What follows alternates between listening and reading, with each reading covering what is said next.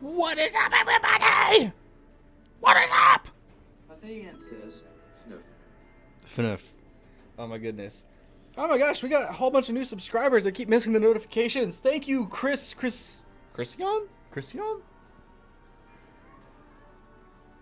I'll get it right someday. Hello everybody. How are we doing? Oh my god, another new subscriber. Kahaji Hotap. We'll call you Hotap. Thank you for subscribing. How are we doing? Oh my goodness. What? I can never tell if this is happening live or if this is like subscriptions catching up with the bot. Darian Orvin, thank you for subscribing. Thank you. Oh my goodness. Guys, it's been too long. Oh my gosh, another one. Who we got now? We got Ryan Briggs. Thank you for subscribing. I see in my OBS, only my Twitch feed is working, not my YouTube feed. I can still see chat. I'm just not getting the YouTube notifications. Goodness gracious! Green Dragon. Thank you for subscribing. My goodness. Guys, it's been a really good week. I'm tired. I'm really exhausted. I'm not on burnout yet, but I am tired. Did a lot of traveling, and then I traveled back to Georgia for a friend's wedding. So happy they got married. It was beautiful. It was gorgeous. It was fantasy Lord of the Rings themed. It genuinely was wonderful. Flew back, immediately started working. So I've been working every day since. We're getting ready for the Minecraft movie at the theater. Very excited about that. It's also, because you know, this is my channel. We talk about fantasy, role-playing and everything. But there's going to be movie elements. I've talked about that in the past. And I really need to get back on that when I finally have time. Movies. It is CinemaCon week. Universal is currently presenting on stage. And we do have some monsters related to a certain trailer that popped up today. That trailer being Five Nights at Freddy's 2, the movie, getting a theatrical release and not stupid release in theaters and on streaming at the same time. How movies were meant to be seen. Guys, it's just a good vibe. You know what? I need to start saying hello, otherwise I'm gonna go on just more tangents, because y'all know me. Y'all know me. Oh my goodness. All right, let's see who all is here. We got A the Ant, of course. Oh my gosh, my tabs, they're disappearing. No. Okay, there we go. Descrom is here. Myron Makeup. Oh my goodness, it's been a minute. How are you doing? Finally making a live on time. As always, Epic Music. Mantic, how are you doing? Jakin should do a side gig as making soundtracks for life. If I did that, I would be a fraud, because all of my music comes from Epidemic Sounds. Not gonna lie. Except for this. This is currently the Critical Role soundtrack. This one is... Welcome to Wildmount soundtrack. This one's called Stroll Through Nicodranus. And they let you use it for streams, and it's awesome. Critical Role is just really cool like that. We got to address the elephant in the room in a little bit. McCloudy is here, finally. Everyone, go follow McCloudy over on Twitch. T-Dog, here I thought it was going to be later time, but this works. Yeah, we're going to have to figure out next week's stream, because I don't get off work until 7 p.m. I got off at 6 today, and decided to put the stream at 7:30 to give myself time to relax, eat, get changed, get home from work. We're going to have to see about next week's stream. We might have to try a different date for next week. Knucklebone of Fickle Fortune is here. What's up, dude? Flame Master 500. Oh my goodness, look at everyone. What do we think of the Penguin Born? I love it. I absolutely love it. But yeah, joking aside, memes aside, I genuinely think it's a really fun interpretation of penguins. I'm really excited that Penguinborn are actually in the game now, and I think I can convince some players to start playing some Penguinborn. Like that prone feature, where you can just when you're prone, you can belly slide. Beautiful. Beautiful. Remember, folks, don't mine at night. Dang. You need 3 days rest. I honestly feel like it. I got the schedule today, and so I was out of town. So our schedules are Friday to Thursday. So I was out of town Friday, Saturday. So I worked Sunday, Monday, Tuesday, today, tomorrow. And on the new schedule, I work Friday, Saturday, Sunday. So 8 days in a row.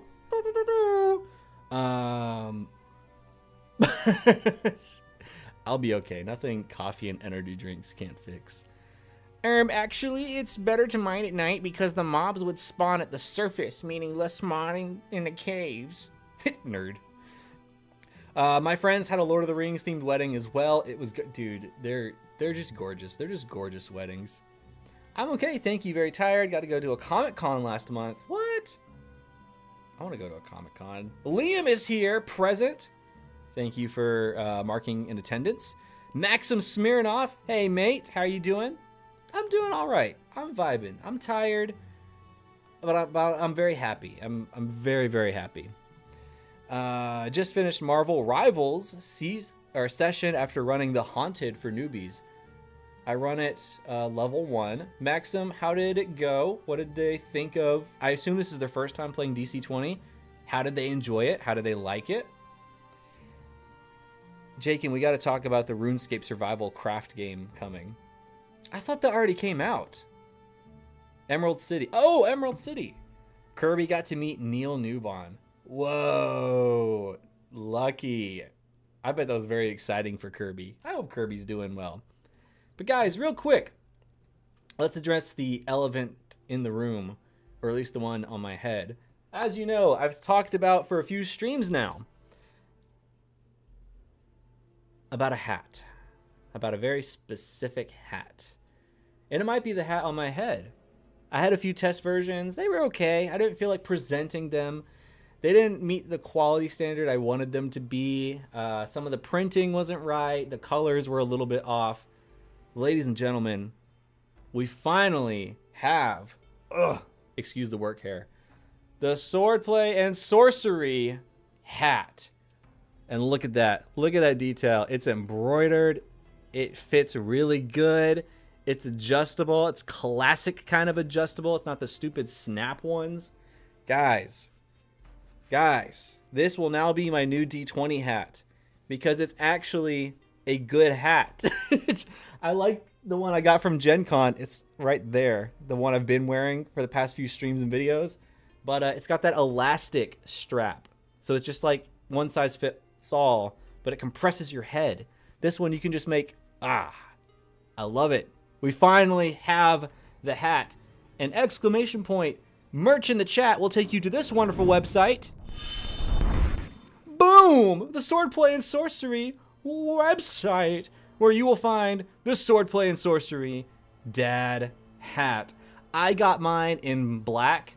I was really tempted to get mine in navy because I just like the look. But honestly, guys, honestly, I'm kind of vibing with the khaki look. I'm kind of really digging the khaki look. I almost went with this over navy, but I figured black would be like the neutral one. It'd be the best one to wear just generally. But the khaki one, I kind of like.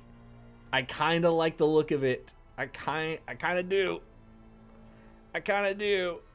I love it. I'm so excited. I'm so happy the hat turned out well. And now that it's here, I can actually take photos, do photo shoots of me in the hat and use that instead of using the stock photos. This is a good looking dude, but we need someone to ugly the frame, and that's what I'm here for. Y'all know what I'm saying? Knucklebone says, exclamation point, merch in the chat. Maybe I should make that the command. You want khaki because it's Indiana Jones vibes? Maybe. I didn't think about it like that, but you know what? Yeah, that might be happening a little bit. That might do it. That's a nice hat. Thank you. Good adjustment hat. How much for us to buy, good sir? It is $25. It is $25. Also, there's this wonderful feature on this website. Let me show you guys. Because this is a fourth wall website, anytime I'm live, anytime one of you want to spoil somebody random in the chat, you can gift it to Twitch chat. It doesn't work on YouTube yet, but right now you can gift it to somebody watching on Twitch. You buy the hat, it sends the fourth wall bot into my chat. It does like a whole random giveaway. You do like an exclamation point thing to enter, and if you're the winner, the hat's already paid for. Whoever gifted it bought the hat. All you have to do is just enter where it's shipping to. And there you go. It's I like it. It's fun. I can't wait to use that feature a little bit more. I want to gift out hats. I really want to gift them out to YouTube.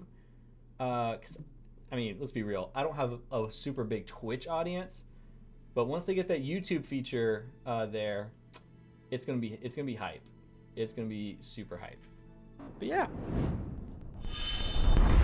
25 doubloons is a fair price. I was hoping so. I didn't want it to be anything crazy, and I really want to make some DC20 related stuff. We'll get to that down the line. Right now, what I'm doing in life, because I have the new job, still figuring out work-life balance. Once I kind of get that a little bit more narrowed down, I can finally start focusing more on the Swordplay and Sorcery videos, which I really want to get back to, but also we're so close to 0.9.5 that if I make videos on certain topics, they quickly become irrelevant. So I almost need to wait for 0.9.5. But yeah, you could do a roulette wheel for YouTube. People sign up in a link and you do a wheel at the end of the stream. I like that. We could do that. We could also do like this like bar down here. Like if it's filled up a certain amount, we give away a hat at the end of the stream. We could do something like that too. Wait, what's the new job? I've been so out of the loop. I work in a movie theater. I'm back in the movie theater industry. It's been fun. It's been a blast. Really excited for movie season to pick up. And it's interesting seeing the state of movie theaters now than when I was in it a few years ago. It makes me a little sad how people treat movie theaters and what they think of movie theaters, but also the studios and the movie theaters, admittedly, they're kind of cannibalizing themselves. But that's a whole other topic and a whole can of worms I could get into. So, let's get to what you guys are actually here for.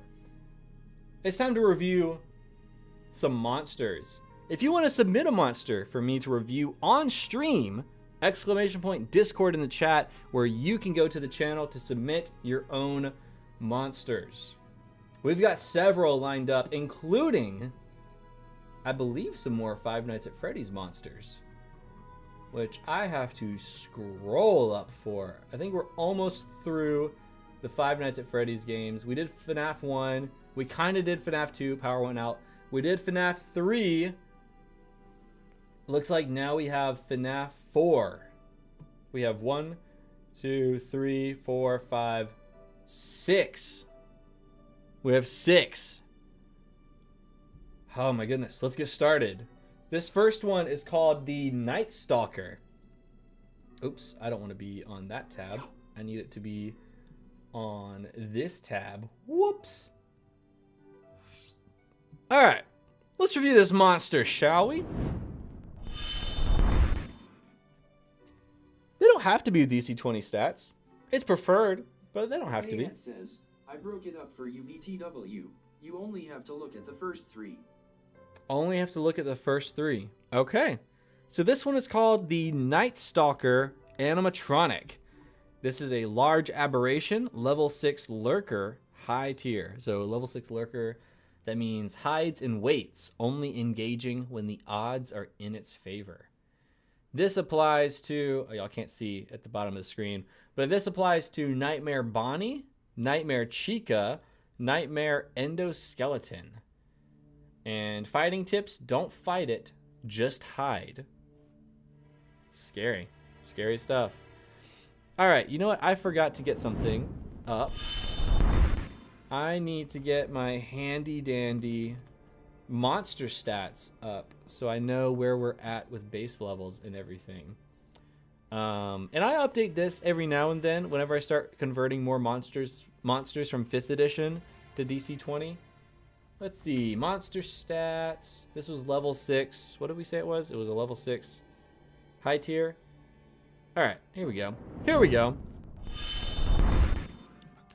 Kirby has some, but she doesn't have DC stats on them. I'll see if she has any to submit for next time. That is A-okay.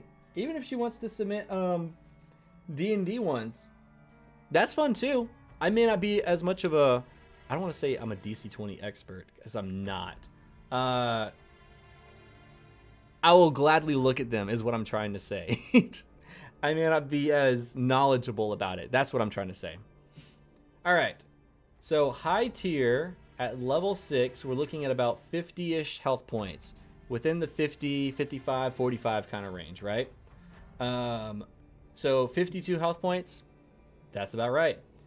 We have a physical defense of 16. Mystical, almost said mental. Mystical defense of 16 as well. No PDR, no MDR. For skills, we have Intimidation and Stealth. Dark Vision 8. Passive Awareness 12. Wait. Would that be right? Oh yeah, the high stat is 2. Yeah, I guess so. Alrighty, we got resistance to the usuals. We're vulnerable to the usuals. Conditions. We're immune to a lot of conditions here. Oh my goodness.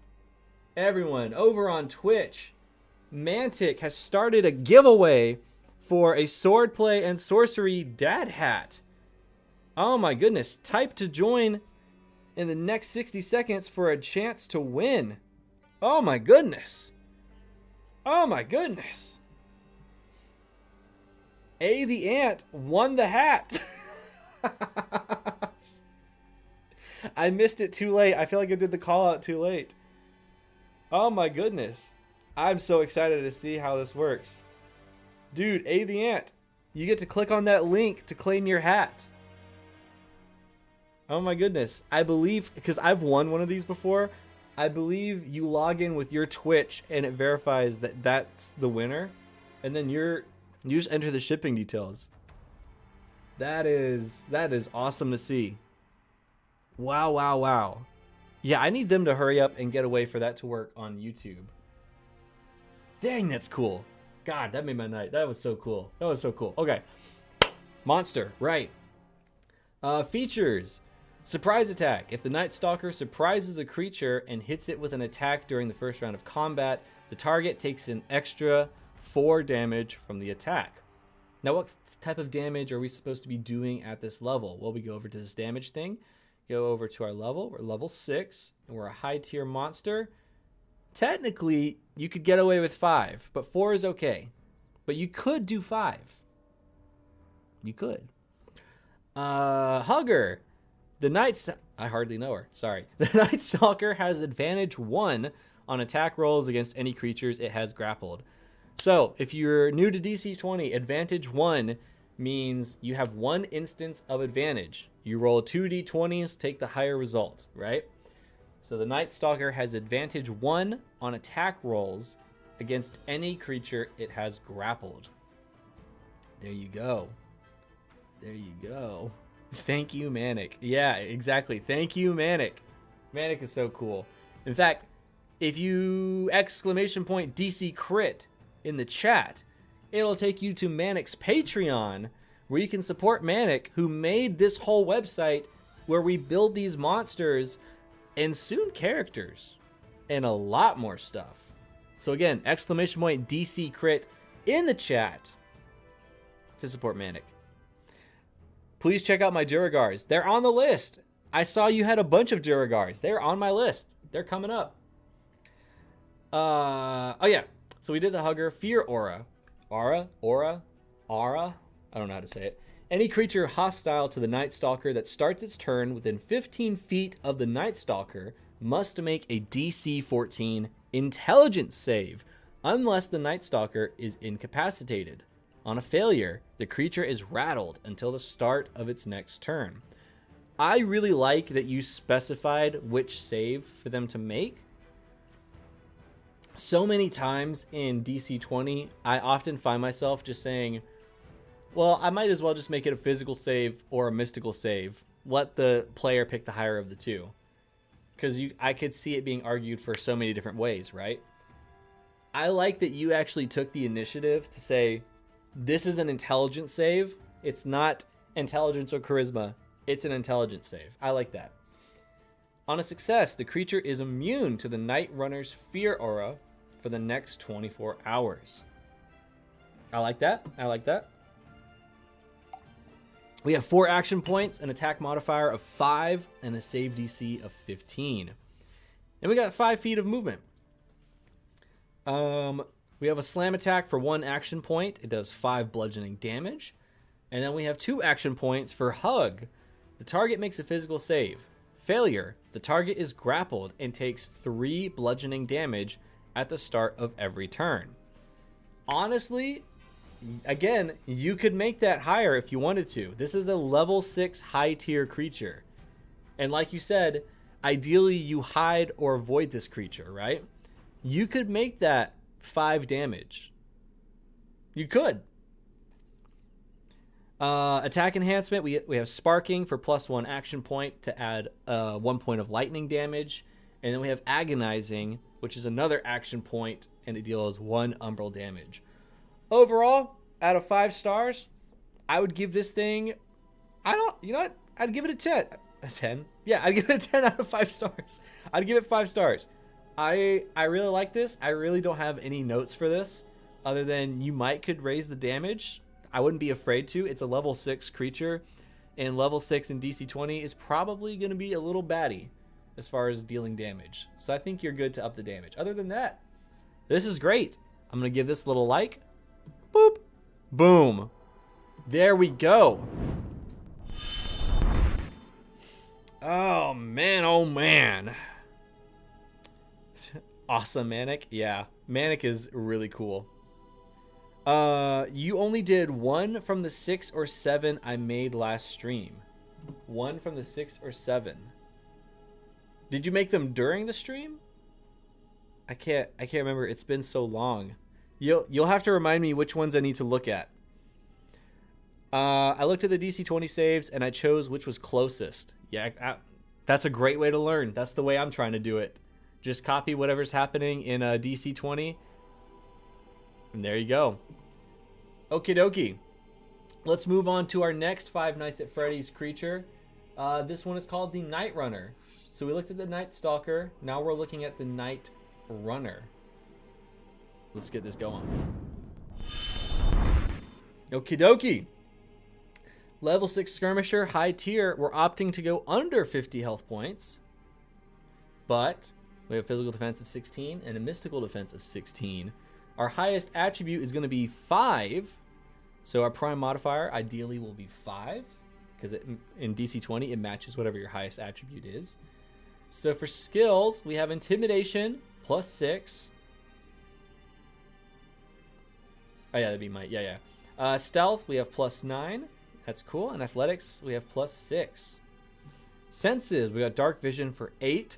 Passive Awareness of 15. And then as far as resistances, conditions, and vulnerability... says, if you couldn't tell, these 3 are nightmare versions of the FNAF 1 animatronics.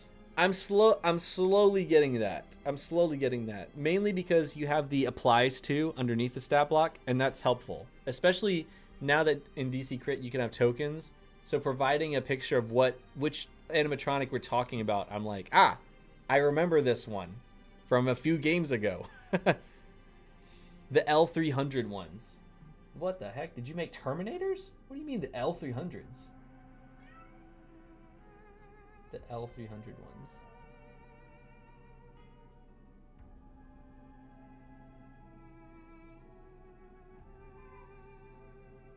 Oh, like the zombies in it. Oh.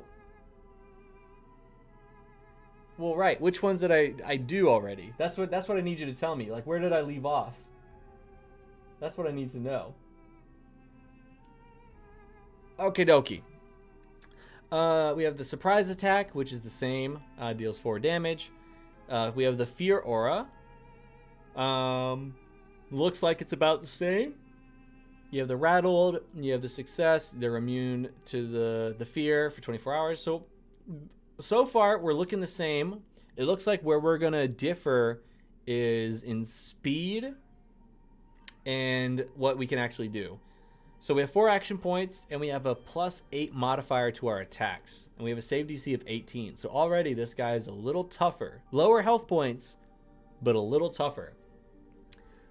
We have 6 bludgeoning damage for a slam attack. We have a hook attack for 1 action point, dealing 4 slashing damage. Target makes a might save. On a failure, the target is bleeding. Okay. 3 action points for It's Showtime. Until the Night Runner's next turn, its speed increases to 9. PD increases by 2. Gains advantage 1 on agility saving throws. And attack checks are plus 10 instead. I think we've already talked about this with other stat blocks regarding the Foxy character.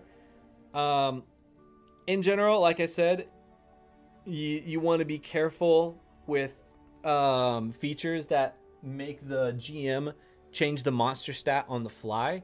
You know, you're already balancing story, character notes, rolls, saves, conditions, all of that behind the screen. So the less you put on the GM, the better. In this case, though, we've already talked about that, and I don't think this is an overbearing amount. And it really helps that it's only for 1 turn, right? If it was like a multi-turn thing, I'd start questioning it a little bit, but it's not. So I think it's fine. And then we have Sparking and Agonizing. And this is well done. I'm going to give this one a like. I'm going to give it another 5 out of 5. So far we are 2 for 2 tonight. Not too bad. Again, we've already talked about its showtime in the past. So why say more? But I think it works. I don't think it's too overbearing. And the GM doesn't have to use it. You know what I mean? If they don't want to, they don't have to. Good job.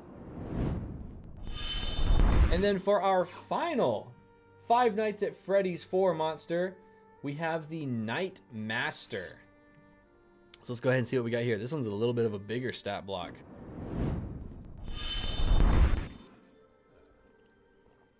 We left off at Giant Spider. I remember Giant Spider. It's so boring. Too many resistances and condition immunities. It does have a lot. It also makes sense a little bit to me because of the nature of what we're dealing with. Because this is the Ant's conversion of a YouTuber who made D&D stat blocks for the Five Nights at Freddy's animatronics. Which one day I'll just have to look at one of those original stat blocks and see what they were cooking over there. But yeah. So we got 60 health points, level 7 for 60 health points. That sounds about right. High tier once more. Our highest attribute is 4. We have a physical defense of 16, mystical defense of 17. Ooh. We're getting a little clunky. Not clunky. We're getting a little tougher. Help, I'm tired. All right, we have a surprise attack like we do with the other stat blocks. We have It's Me. When the Nightmare hits a target with a melee attack and has advantage on the attack roll, the target makes a mental save. Failure. Rattled for 3 rounds. When the Night Master hits a target with a melee attack and has advantage on the attack roll, the target makes a mental save. Failure. Rattle for 3 rounds. Okay. So that one confused me for a second, but I think that's just my tired brain. I think that one's fine. I don't see why not. I'm curious why only 3 rounds. I'm going to guess that's a conversion from the original stat block. But, let's see. I will say in the original video, it had way more condition immunities on just the base animatronics than I do. Dang. Dang. I was about to say, there's already a lot of condition immunities. There's more than this? That's crazy. These are more meant for horror campaign and style. That's also fair. This is for a very specific kind of campaign. You're doing Five Nights at Freddy's. There's certain expectations with that game. So, yeah, there's a little bit of leniency when it's for a specific style, right? As opposed to just like a general monster. If you only do one of mine tonight, let it be zombie. I'm the most proud of that one. Absolutely. Okay. No problem. Alrighty.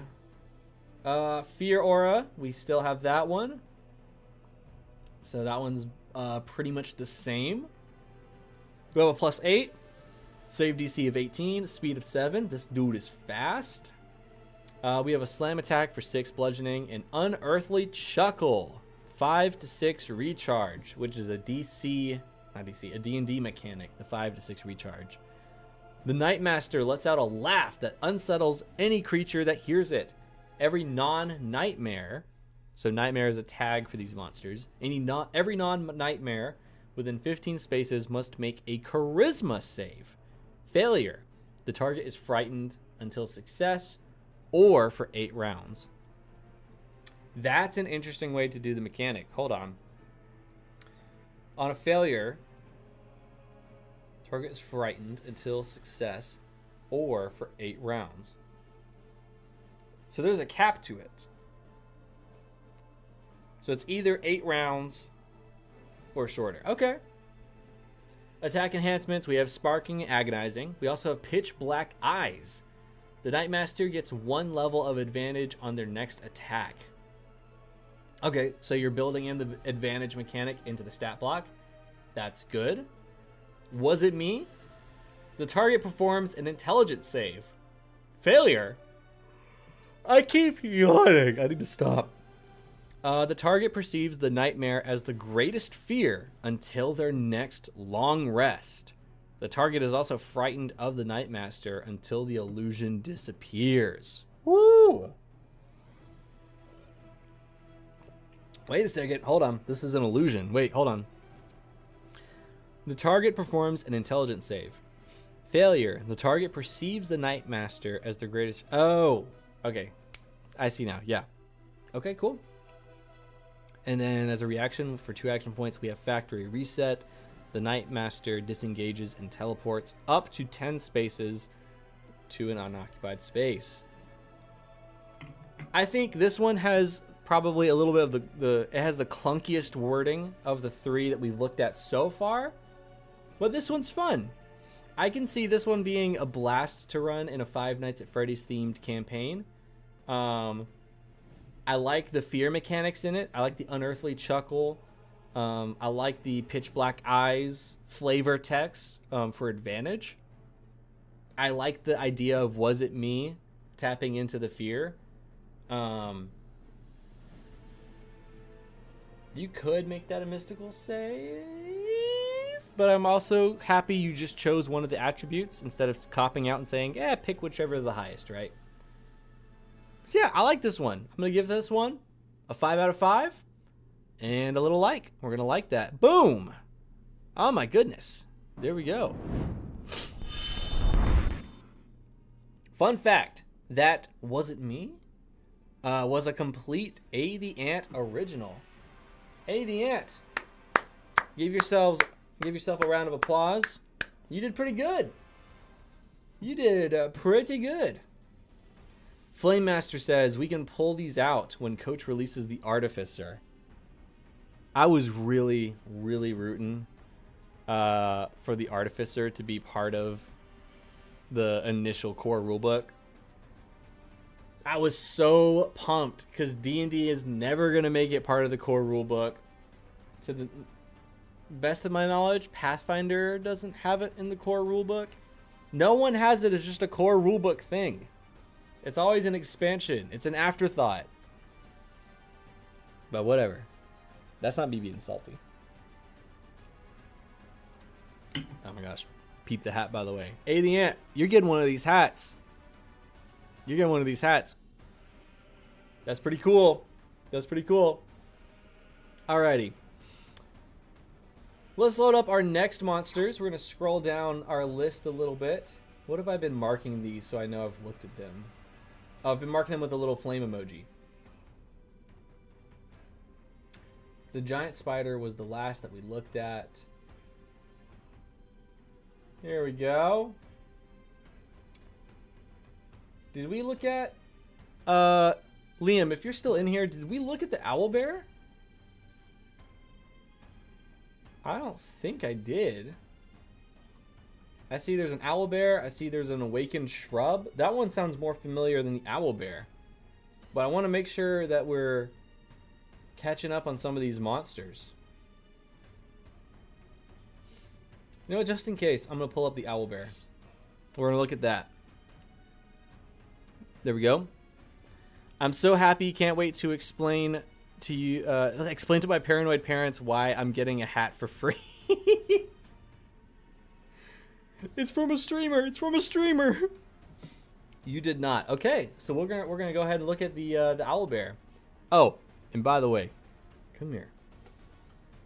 I know there's 8 of you watching because YouTube is telling me that, and I see only 7 likes on this stream. I don't know who's holding out, but I know you're out there.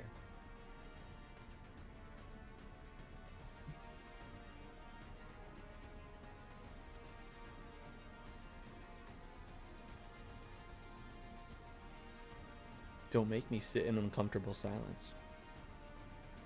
Anyways, let's keep going. We're going to look at the owlbear. Let's do it. Boom! Here we go. Alrighty.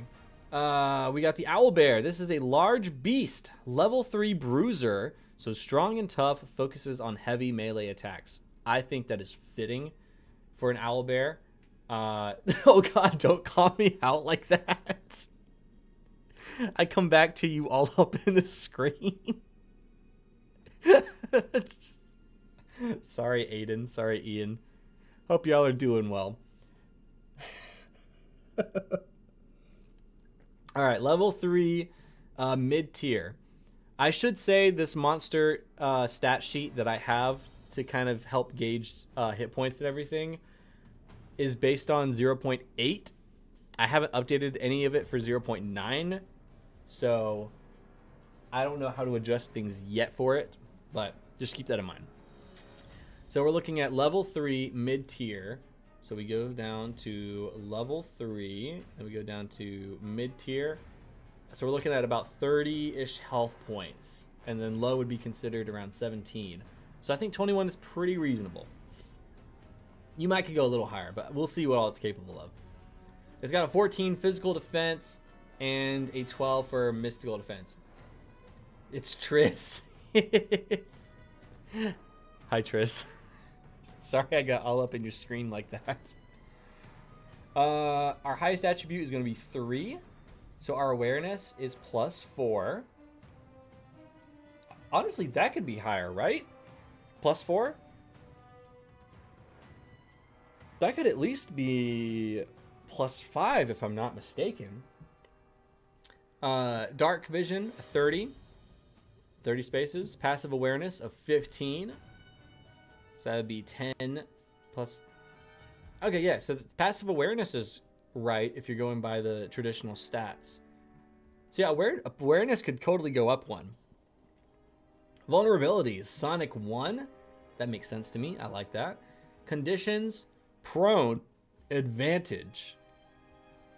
So what I'm going to guess you mean by that is it has advantage to going prone, which I think I agree with. I think I like that for an owlbear. All right. Keen Scenes has advantage on awareness checks using sight, sound, or smell. Oh, you mean senses. Keen senses. Okay, I like that. Quadrupedal has advantage on saves against being knocked prone. That's where the condition comes in. Takes 4 movement to stand up from prone, included in resistances. Okay. Takes 4 movement to stand up from prone. So it has to spend all of its movement to get up from prone.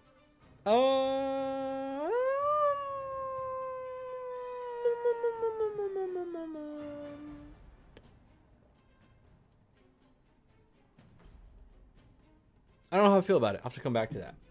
I'm mixed on that one. Multi-attack. Can make 2 claw attacks with no multiple check penalty. 3 when bloodied. I have mixed feelings about multi-attack.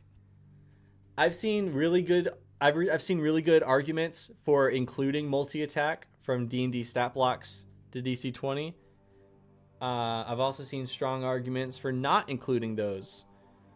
And as far as where I stand on all of it, I think I'm on the side of not including multi-attack. I'll admit a little bit of that is from bias of the Mortal and Jado Notion document, where they initially talk about how they can their guidance on how to convert 5th edition monsters to DC20. But also my other worry, which is totally an untested worry, I should add, at least by me. I haven't tested this. I don't know if there's any validity to this. My gut says that would mess with the action economy, because multi-attack, right? It can make 2 claw attacks with no multiple check penalty. So you're still spending your action points to do that, but then you're removing the multiple check penalty, which is a huge part of the damage system, right?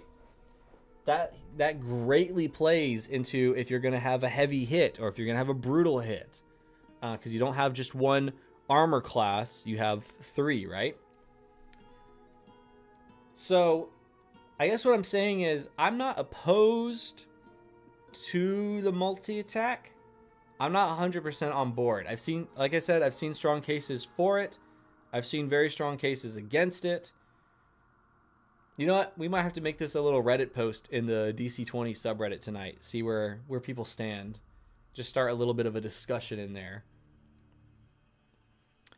I still don't know what to do with multi-attack. Would like Coach to talk about it. For me personally, I'm not going to include it or convert it from 5th edition to DC20.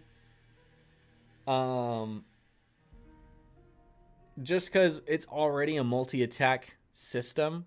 You have your action points. And the idea... Right, because look. Here's another reason, right? If you have the multi-attack work to where there's no multiple check penalty, right? You're still able to give yourself, like, so you have the first attack, no disadvantage on it. Second attack, there should be, but there's not because of multi-attack feature, right?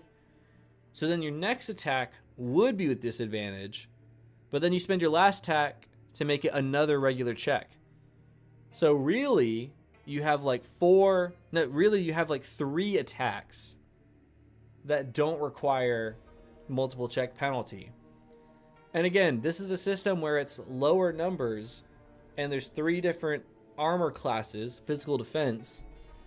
So that's going to be way, way more damage against a player than usual. So I'm not sure how I feel about it. Descrom says claws can be considered dual wielding and not suffer from the first disadvantage. Claws could be considered dual wielding.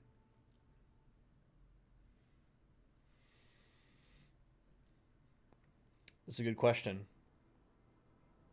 I feel like you're right. I'll have to think about that. I haven't thought about that too much, but that's an interesting insight. Also, thank you guys for reaching our like goal for the stream. Thank you so much.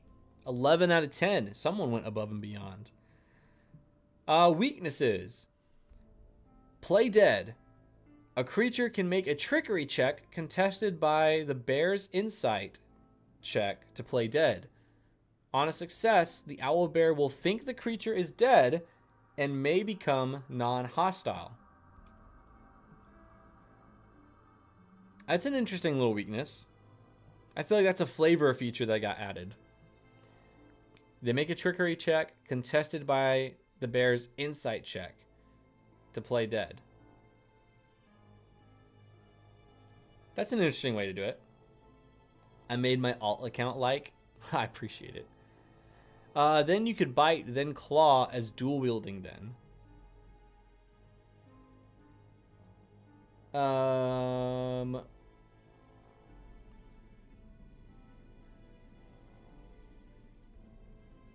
I guess so?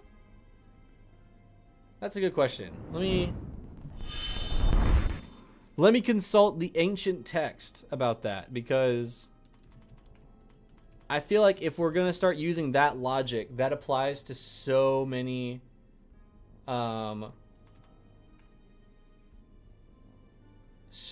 different creatures.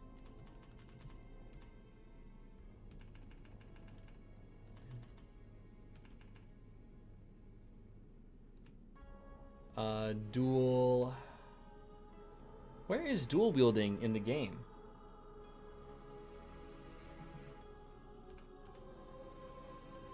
Ah, there it is. Dual wielding, page 71.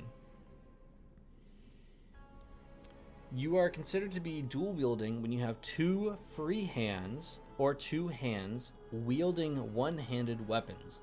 While dual wielding, when you make an attack with one hand followed by a second attack with the other hand, the second attack ignores the multiple check penalty and doesn't advance that penalty. You can ignore the multiple check penalty in this way once per turn.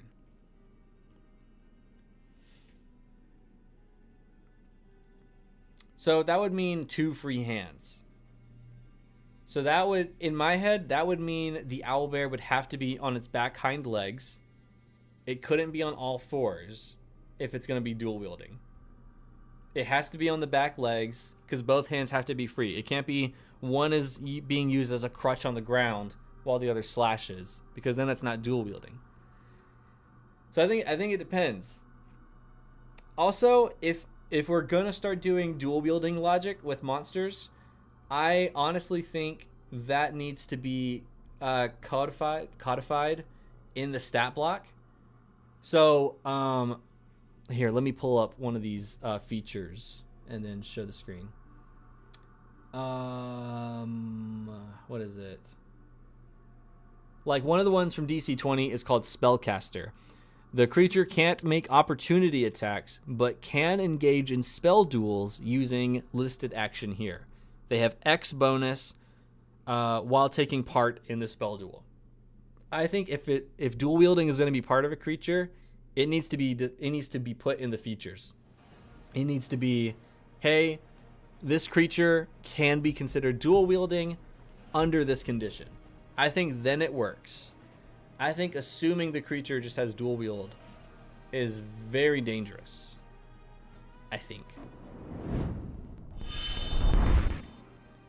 Nah, I would only allow multi-attack if both are claws.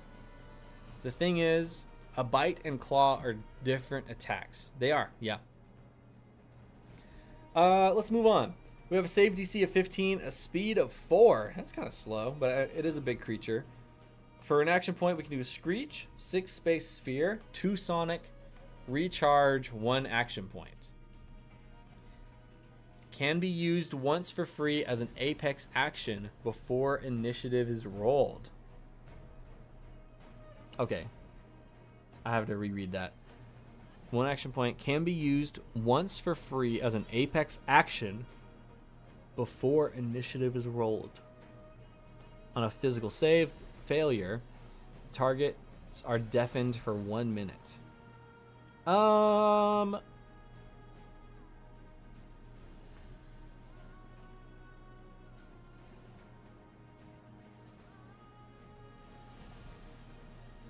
think it works. It was clunky to read, but I think it works. Claw or beak. Melee, 2 slashing or piercing. 3 when bloodied. When bloodied, physical save. On failure, bleeding. For another action point, bleed. On a claw attack, physical save. Failure, bleeding. What? Oh, 3 when... Wait, hold on. When bloodied, physical save. Failure, bleeding. Oh, when the owlbear is bloodied.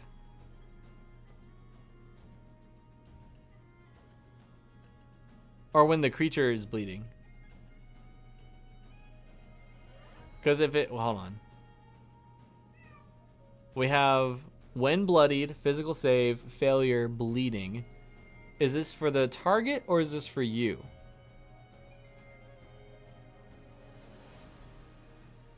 Because, wait, hold on, no. Because either way, you're then stacking on another version of bleed. I think the conditions on claw or beak definitely need to be tweaked. I know you said this is probably an outdated stat block, so I'm going to give it the benefit of the doubt. 1 action point for impair. On a beak attack, physical save failure, target becomes impaired for 1 minute. Okay. Swipe. 1 space, arc, 2 slashing, 3 when bloodied. Alright. I don't know how I feel about the when bloodied tag throughout the stat block. I don't know how I feel about that. Because then it gets this when bloodied, physical save, failure, bleeding. Does that apply to you or does that apply to the owlbear? And then there's knockback, which we know how knockback works. +1 power, and then we have backed into a corner. Upon getting bloodied, the owlbear immediately recharges and uses its Screech attack. While bloodied, claw and beak attacks become stronger, included in actions. So it is against the target. So you make them... Hold on. So you make them save for bleeding and then stack on when the bear is bloodied. So then you make the bear save for bleeding on itself. And then when it's bloodied, it then has the option to add bleed for the other creature. You can add the extra damage when bloodied as a feature. Right, but then what I'm asking is, there's bleed and impair underneath it. But it looks like only that physical save only happens when... Because y'all see what I'm saying? Because it's not like the main action point, like its own thing, or it's not like an attack enhancement. It's an attack enhancement under the condition of when bloodied physical save. So when the owlbear starts bleeding, then it can start adding the bleed condition onto others, as well as impair. That's where I'm getting a little bit confused. This is my worst one. I didn't write this well. Forgive this sad first attempt. No, I think if the other ones, if you're saying the other ones are great or better, then this is going to be fun. We're looking at the start of somebody getting into conversions, trying to figure out what works for stat blocks, what doesn't, and then taking what they learn and improving each stat block. So I think this is going to be good. I think this is going to be really good. All right. I'm going to give this one a like. I have fun with it. It was a little confusing, little wordly weirded. The formatting isn't quite traditional to what we've seen of DC20 stat blocks, but it's not the worst stat block I've seen. So let's go ahead and move down, let's say to your proudest one. So we'll skip Awakened Shrub. Here, we'll give it the fire emoji to say we've passed through it. We looked at the Mind Flayer from Umbratus. Zombie. There it is. Let's look at Zombie. You said Zombie was your proudest one.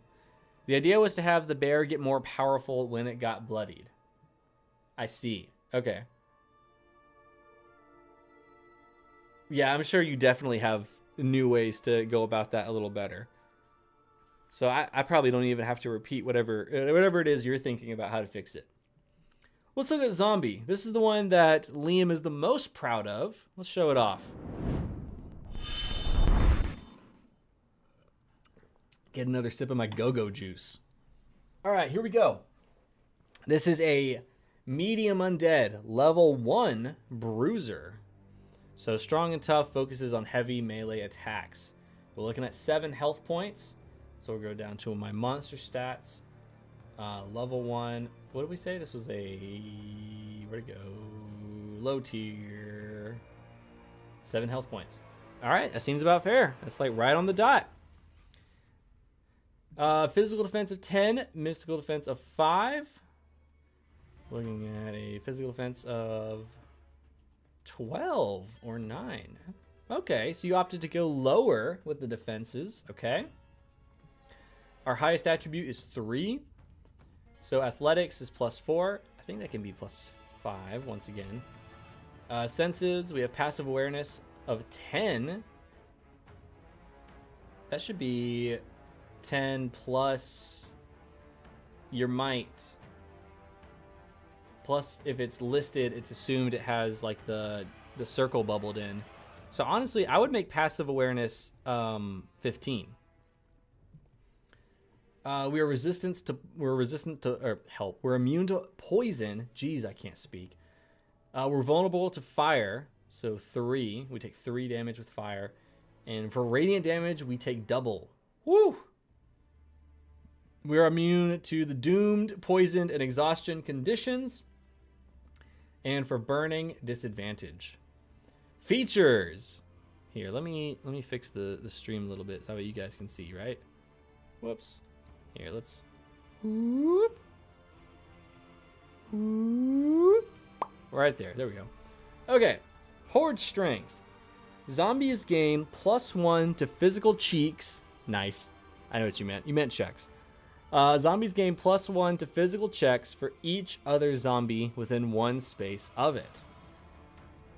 That's cool. I like that. You got a horde mechanic in there. Undead Fortitude. Once per combat, if reduced to 0 health points, the zombie drops to 1 health point instead. This feature is bypassed by radiant damage, fire damage, and crits. When a zombie uses this feature, it can play dead. Make a trickery check versus the player's insight check. On a success, the player thinks their attack killed the zombie. Interesting. So this is a tactical zombie. So it's not your traditional dumb zombie. Fascinating. Play dead. Motionless zombies appear dead. Can be discerned by an insight or occultism check versus the zombie's save DC.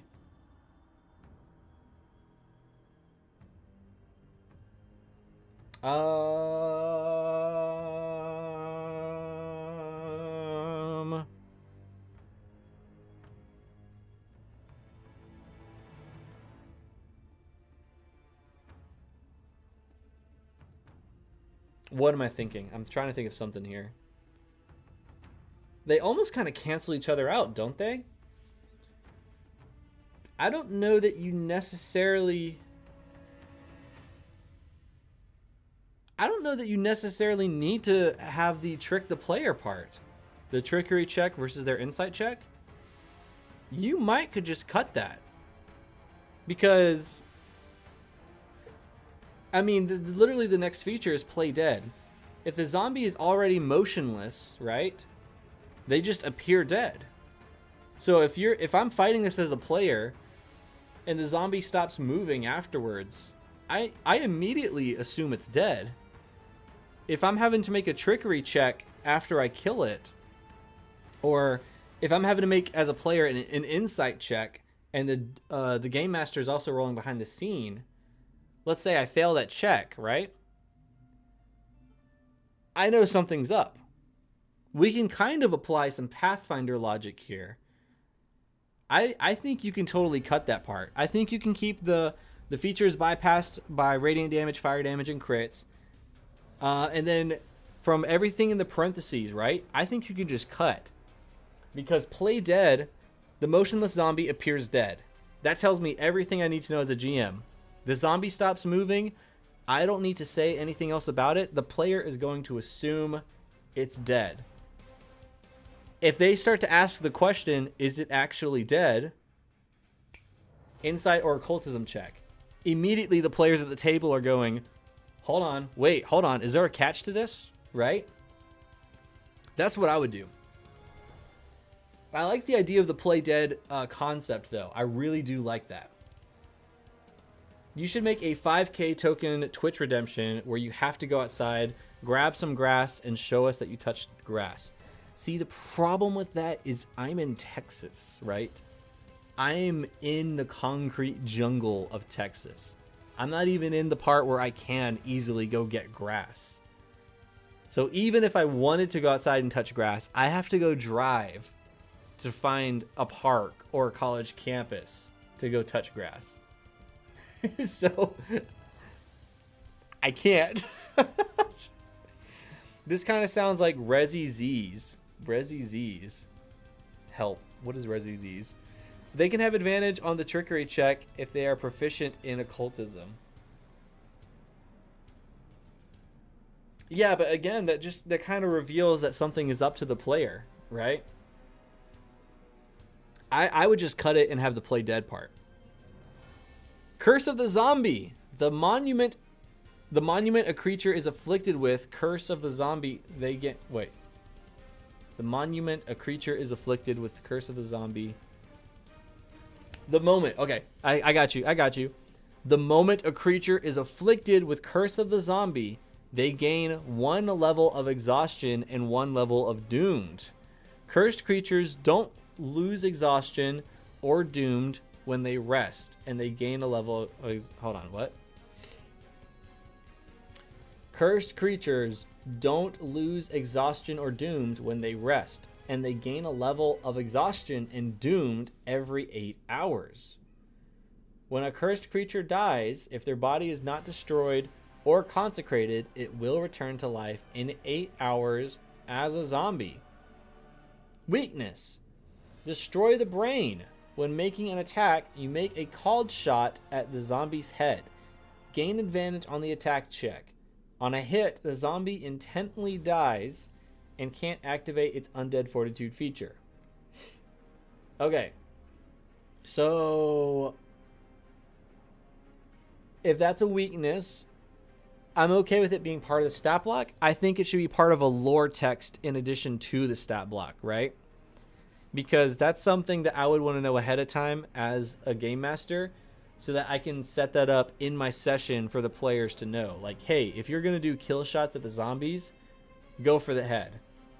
That way they know, you know, to do that, right? But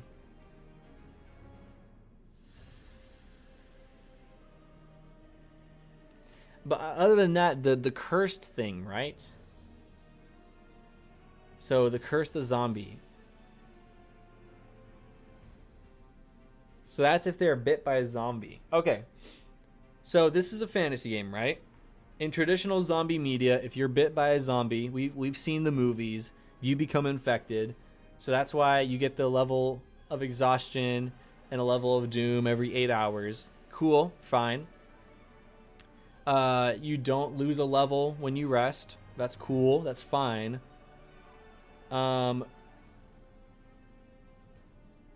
would probably encourage somewhere in the stat block a way to counter, right? Because you can have mechanics that if a player messes up or if they fail a save, they immediately die.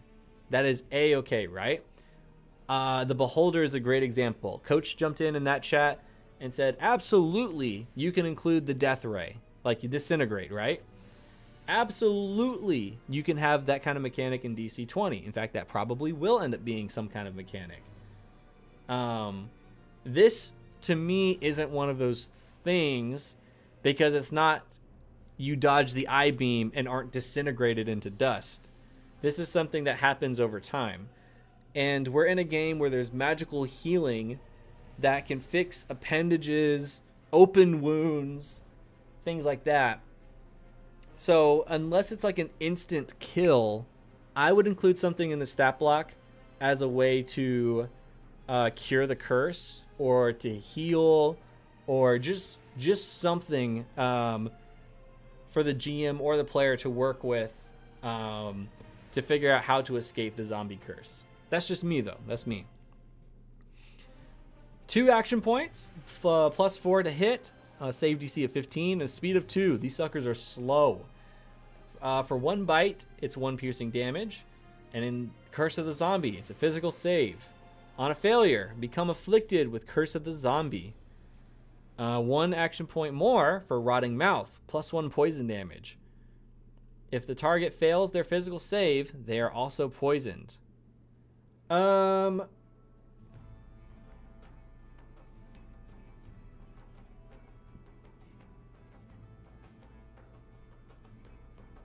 long as that +1 poison damage... Well, hold on. So the +1 poison damage, you wouldn't want that to be the result of a save because you never have PCs save against damage in DC20. Damage always goes against the physical... the defenses, right? Your physical defense or your mental defense. Saves should always be a way that the player is affected. Conditions, resistances, things like that. So not opposed to Rotting Mouth. I might would just move it so that's not underneath Curse of the Zombie, which is a save. Other than that, yeah, if the target fails their physical save, they're also poisoned. Oh, yeah. Slam attack. We have a melee, 1 bludgeoning damage. And attack enhancements. Grapple. Target makes a physical save. On a failure, becomes grappled. Self-explanatory. Heck yeah. I'd give this one a 4 out of 5. 4 out of 5. It's pretty fun. I like a lot of the mechanics in here. I like that the zombie is kind of tactical. I really like that it plays dead. It has chances to trick the players. That's a lot of fun to me. The only thing I would just caution you with is that curse. That curse is the really, really big thing for me. And then there was something else. That curse, and then trimming the fat a little bit. Oh yeah, and then the poisons versus saves. Other than that, this is a really fun low-level monster to run. Giving this one a like. Devour action on a grappled creature. Oh my gosh, you're so right. A devour action on a grappled creature. That would go hard. That'd be cool. Disadvantage instantly dies. What? I don't know what that means. It sounds like the new Resident Evil zombies. When they're about to die, they fall and feign death. But if you get close to them, they attack and get back up. So sometimes you have to double tap. Double tap's a fun idea. That's what she said. Ha! Hey, I gotta go for now. Have a good rest of the stream. Idiot, thank you for hanging out and enjoy that Swordplay and Sorcery hat whenever it ships. Let me know when it ships. I would love to hear what you think of the quality of it. I think I'm happy with where we got the hat. I didn't include a cure because I wanted to leave that up to the GM. How hard is easy it is to cure would depend on the GM. I would include it, just so they have an idea of how to gauge it, right? Is it meant to be easy to cure? Is it not meant to be? We already don't have a lot of healing stuff in DC20. We're still waiting on the great spell update, and there's not really a lot of great medical mechanics, medicine mechanics like in the game. So there's not a really great codified way to do it. So I might would still add it. Don't read any more of mine. I'm too embarrassed now, but I like yours. Yours are fun. The website said April 10th, I believe. Anyway, bye. Bye, Alien. Thank you for hanging out. No, that was a fun one. I just think I'm really bad at this. No. No, you're getting so much of this right. You have a lot of the formatting down. You're coming up with what looks like your own original stuff. That's way harder than just doing a conversion, right? What I'm doing is just straight up converting from 5th edition. It's taking something somebody else has already thought of and typed up, and then just translating it. What you're doing is, okay, here's the DC20 mechanics. Here's my idea and my take on something. How do I make that a reality? What you're doing is way harder than what other people are doing. So I think you're doing great. I genuinely do. I've only made 2 or 3 original like truly monsters for my campaigns, for my DC20 campaigns, and they've all failed. They all died like within 2 rounds. They didn't do well at all. I didn't design them very well. So that's why I mainly just take something from D&D or Pathfinder and just convert it, because I'm not good with coming up with original damages and things like that. So like I said, what you're doing, coming up with your own things for this, way harder than anyone else, and you're doing a pretty great job. In my opinion, all it is just tweaks. All it is just little tweaks to your stat blocks, but you've got the majority of the work done. You're doing really great. You got great ideas, which is the most important stuff. Turning that into mechanics is harder, but you are on the right track. Exactly what Flame Master said. Great ideas, which is the important stuff. Turning them into mechanics is hard, which you are doing. You're the one who's actually doing that part. So you need to give yourself pat on the back. Whoa. You need to give yourself a pat on the back, because like I said, you're not just converting, you're actually making and creating a monster. You're not doing copy paste. You're doing, here's how I do a zombie. Way harder. So I raise a glass to you, Liam. Sorry for the random downer chat. Not at all. Not at all. You're not a downer at all. This is a hard process. This is something I'm constantly like banging my head against the wall with. There's so much with DC20 I still get confused with, and the way other people just understand it so naturally makes me go like, man, am I bad at the game? Am I playing it right? So like you're doing great, Liam. You genuinely are doing great. The creative process usually starts with failure. Actually, it always does. That's fair, Luna Pierce. That's fair. That's fair. But like you said, if you want us to move on to another monster, we'll go ahead and do that. Let me go ahead and give the zombie the fire emoji in our Discord. Exclamation point Discord in the chat to join the Swordplay and Sorcery Discord server. And then let's look at some Duragars to wrap this up. I feel like we looked at the Cloud Wisp. I remember that. We looked at the Nightmare. We looked at the Stegosaurus. I remember the Stegosaurus. Actually, we'll do the Duragar, the dinosaur, and then the one other monster. Duragar! Let's check this out. Let's get this bread. DC20 is a brand new system not even released to the public yet. Exactly. It's constantly changing. So things quickly become outdated. Rules change. Stats change. So we're all just trying our best. We're all just trying to just live, right? Oh, man. I like the token. I like the Duragar token. That's awesome. Okie dokie. Medium humanoid, level 1 bruiser, high tier. So we got level 1, boom, high tier. Oh, we opted for 20 health points instead of the 25. Okay. Physical defense of 12, mystical defense of 9. 12, 9. That's the same, okay. Our highest attribute is 3. So we have a stealth of 3. I think you can make that 5. Same with the insight. Tremor sense, 3 spaces. Resistance, poison 1. Sonic, while dazed, 2. What? Sonic while dazed, 2. What does that mean? Sonic while dazed. Is it sonic damage, but while the Duragar is dazed, it's 2? Is that what it means? Curious. Conditions: taunted, advantage; blinded, disadvantage. And languages: Dwarvish. Nice. We have sun sensitivity. Any appearing source of bright light makes the owner make physical save against blinded.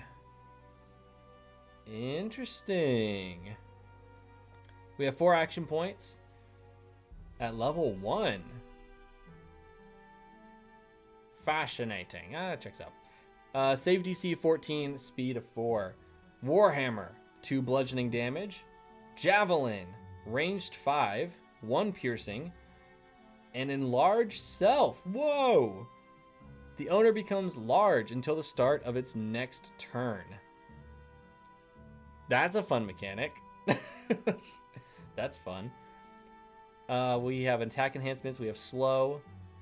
And then reactions. Stone skin. Help. You guys can't see it. I need to redo this stream layout so you guys can actually read what I'm seeing. When an attack targets an owner's physical defense, he can transform itself into stone, gaining physical and elemental resistance 2 until the start of his next turn. But it will be slowed during its next turn. Okay, wait. So when the attack targets the Duragar's physical defense, it can transform itself into stone, gaining physical and elemental resistance 2 until the start of its next turn. But it will be slowed during its next turn. So does that mean that while it doesn't have the resistance it's not slowed, but then when it loses the resistance, it is slowed? Or is it meant to be that while it's in that state, it's slowed? The wording is a little bit confusing, but I really like this. I'm giving it 4 out of 5 stars. That's really the only note I have. I'm a little confused about how Stone Skin works. But that's fun. I like it. My dinosaur that I shared has some lore dump for my homebrew world. Lots of reading. You're going to make me read? You're going to make me read? Oh my goodness. Let's get another Duragar in there. We got a few variations. Wait, how much time do we have left?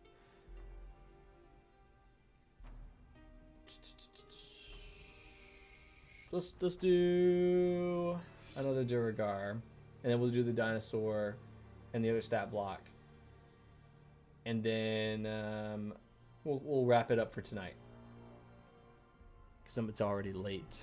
Here we go. Alrighty.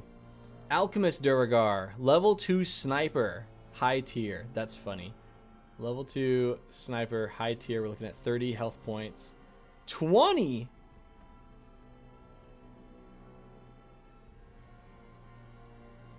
That seems like really low health for level 2 high tier. Interesting. Interesting. Our highest attribute is 3 for stealth, insight. I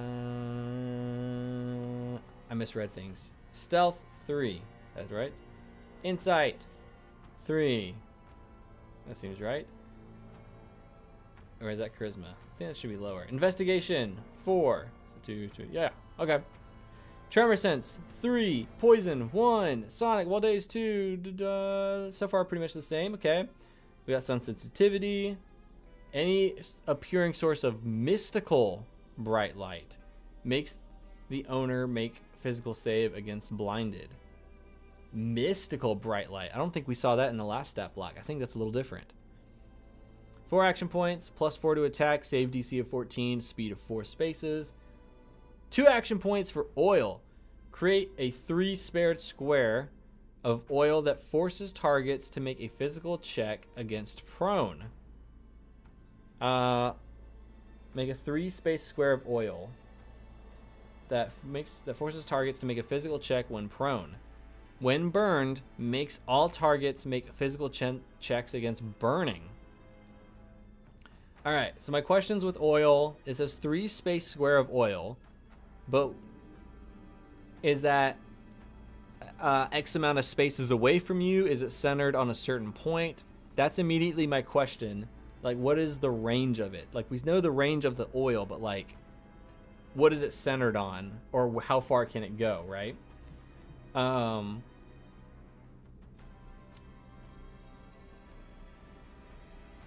That forces targets to make a physical check against prone. So I would probably word this as like, when creatures enter or leave the space, physical check against prone. And then I would add it as like an extra thing of like, when burned, when burned, targets inside the square make a physical check against burning. Something like that. For 1 action point, we have lighter, ranged, 10 martial attack for 2 fire damage. Okay. Corrosive Flask, 10 martial attack. 2 corrosive damage. When hits, deals 2 corrosive damage to all creatures within 1 space of the original target. Oh, so that one would be in the new damage system, that would be a passive. That target passive defense. Interesting. Then we have Burning as an attack enhancement. For reactions, we have Instant Blacksmith. When hit with a melee martial attack, the owner makes an attack check against the target. Target releases the weapon, and grabbing it within 1 round will deal 1 fire damage. Hit, target takes 1 fire damage. The target releases the weapon, and grabbing it within 1 round will deal fire damage. Okay, hold on. I'm confused. Instant blacksmith. When hit with a melee martial attack, the owner makes an attack check. So the owner being the Duergar. The Duergar makes an attack check against the target. The target releases the weapon, and grabbing it within 1 round will deal fire damage. On a hit, the target gets 1 fire damage. For why though? That's what I want. I'm a little confused where this is coming from. I'm a little bit lost on this one. The engineer is here. Hello, chat. I'm getting spammed with ads. LOL. Twitch in Brazil's really selling themselves. Oh. Is Brazil going crazy with the ads? I'm sorry about that. I'm really sorry about that, engineer. Well, hey, look, I'm happy you made it though. First time chat. Thank you for coming in here. We're going over stat blocks for a game system called DC20. I don't know if you play it or not, but it's a lot of fun. In fact, here, give me a second. Just in case you don't play it, let me get you the link to the free rules. The free rules PDF. It's an older version of the rules, but let me get you there. Where is it? These are... Where's the... Guys, where do I get the free rules? Let's see, DC20. Check out DC20. Oh, sample rules. Okay, here you go. All right, Control C. We're gonna drop this link in here. Boom. There you go. It's in the Twitch chat for you. Yeah, anyways, I just cooked up a homebrew for another DM, and I want some professional opinions before finalizing. I see. Well, hey, I sent you that link. If you scroll down, you're going to find a section on the website that says download now, and it says free DC20 sample rules. I believe that's the 0.7 rules, so a very early edition of them, but it should give you enough of an idea to be like what is DC20 and why are we converting 5th edition stat blocks to DC20. It's really fun. It's genuinely a fun game.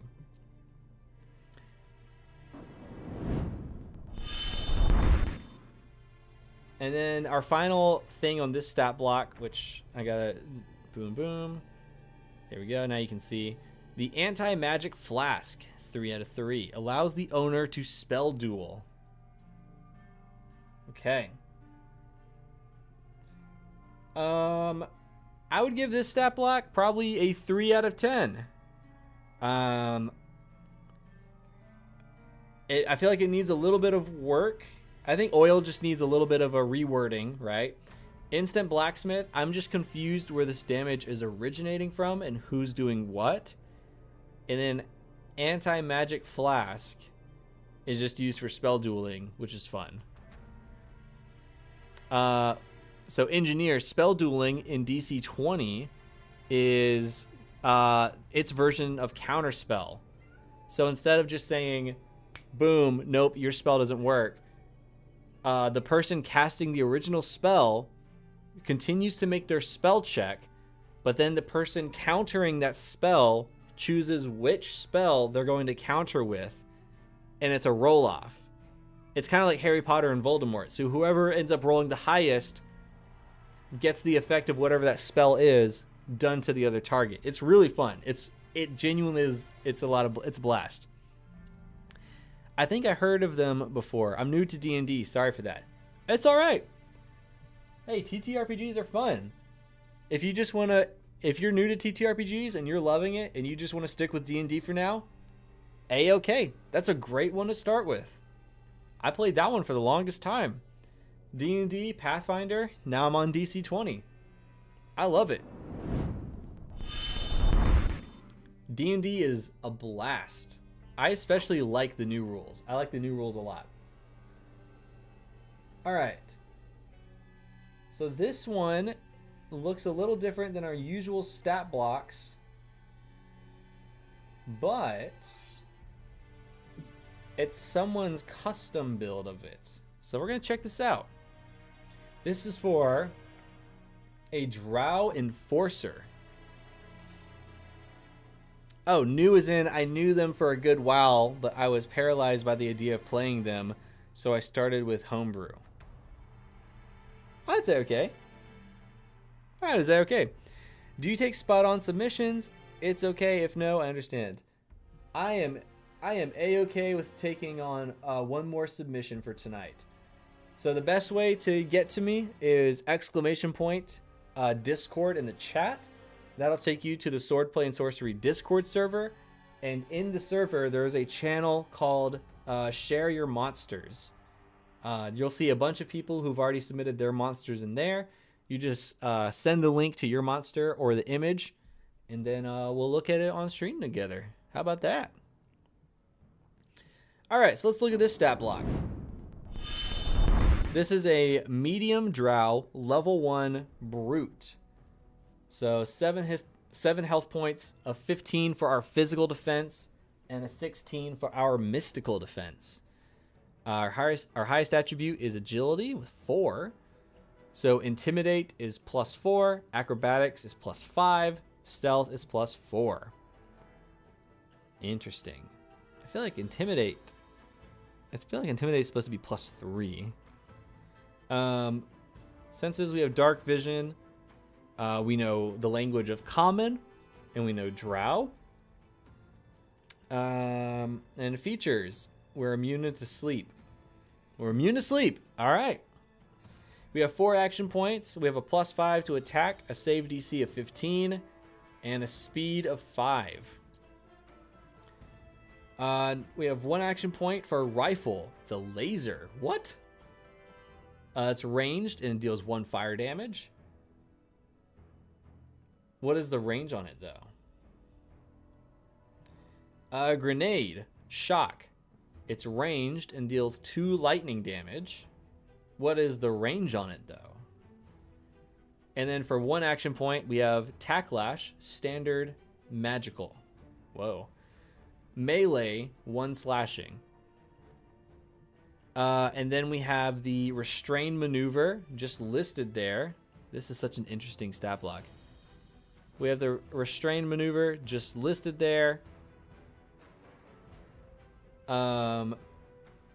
We have Fog Cloud from page 160 of the core rules.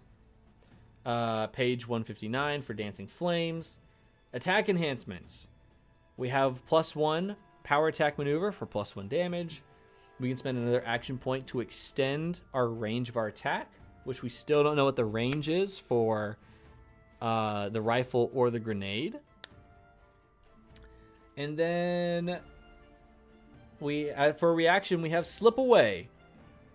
On a trigger, a creature misses you with an attack. Reaction, you spend 1 action point and 1 stamina point to take the full dodge action and move up to your speed. Okay. So the only things I have with this stat block are, what are the ranges of the rifle and the grenade? Because we don't know. That's really it. That's really it with this stat block. I just want to know the ranges. Other than that, I think this is pretty clean. Very easy to understand. Good job.